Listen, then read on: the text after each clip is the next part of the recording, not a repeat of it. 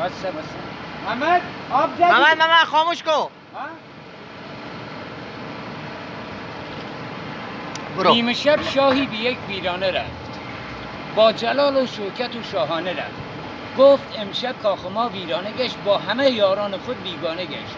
دید آنجا عارفی بنشسته است، بر حصیر کهنه دل بسته است. یک طرف کشکول به دیوار بود، هم تبرزینی که او را یار بود.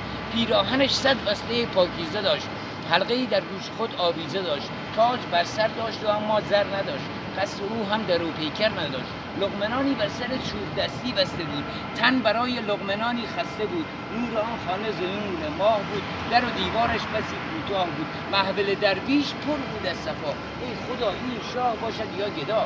بزم درویشان پایش از علی است، شاه و درویش و گدا آنجا یکیست.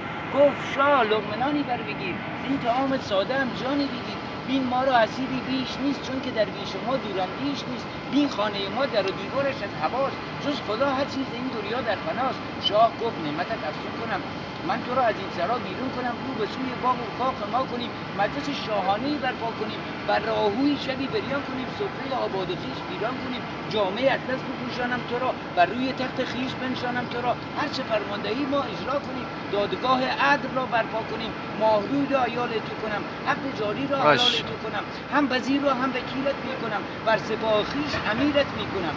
درویش گفت جرعه‌ای از جام ما نوش کن، لحظه‌ای آوای حق گوش کن. احتیاج ما به کاخ شاه نیست، می‌دهیم 100 کاخ بر شاه و وزیر. جای ما یکسان بود شاه و فقیر، لشکر ما را خدا فرمانده است. پاسبان در کوی ما شرمنده است، گر بدانی لذت و افتادگی، از تو دارد عالمی شرمندگی. کی تو دانی حال این درویش را، کی شناسی دوستان خویش را. آنقدر در فکر سیم و زر شدی، دور از حق آدم دیگر شدی. 100 خطرها در کمین شاه است، شاه کی از این خطرها آگاه است. دشمنانت در کمین بنشستند، بهر قتل تو کمرها بستند. جام ما را پیر ما پرباده کرد، این چنین حالی خدا آماده کرد. بگذرد این چرخ ما خوابیدیم، سالهاست در گفت خاک افتاده ایم. چون وفا نیست ز این هم بگذریم. ماشاءالله. صد